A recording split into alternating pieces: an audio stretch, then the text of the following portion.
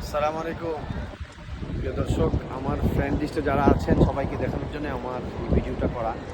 আমি এখন আছি ফ্রান্সের আইফেল টাওয়ারের ঠিক নিচে, যেখানে আমি অবস্থিত। সেখান থেকে আইফেল টাওয়ারের পুরো ভিউটা দেখা যাচ্ছে। আমি একেবারে নিচে আইফেল টাওয়ারে।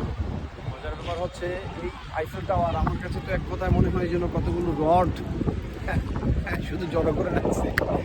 প্রথম ফার্স্ট সাইটে আমি তো বিভিন্ন দেশ আমি ঘুরেছি, সেই হিসাবে প্রথম দর্শনে আমার কাছে যদি অতটা আশ্চর্যজনক কিছু মনে হয় না।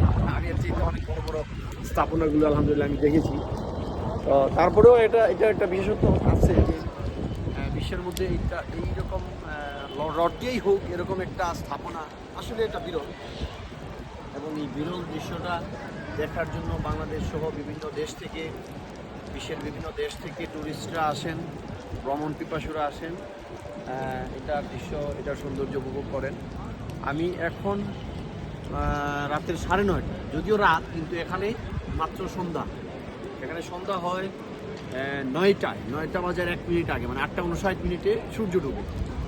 তো সেই হিসেবে এখানে মাত্র সন্ধ্যা হইল। সন্ধ্যার ভিউটা, রাতের ভিউটা আইফেল টাওয়ারে একটু ভিন্ন রকম এবং খুবই সুন্দর সেটা। তো এটা দেখার জন্যই মূলত আসা। বাংলাদেশ থেকে যে কয়েকটা টার্গেট নিয়ে, যে কয়েকটা সিনারি দেখবো, যে কয়েকটা দৃশ্য দেখবো, যে প্লেসগুলো ভিজিট করবো বলে আমার এই ইউরোপে আসা, তার মধ্যে এটা একটা।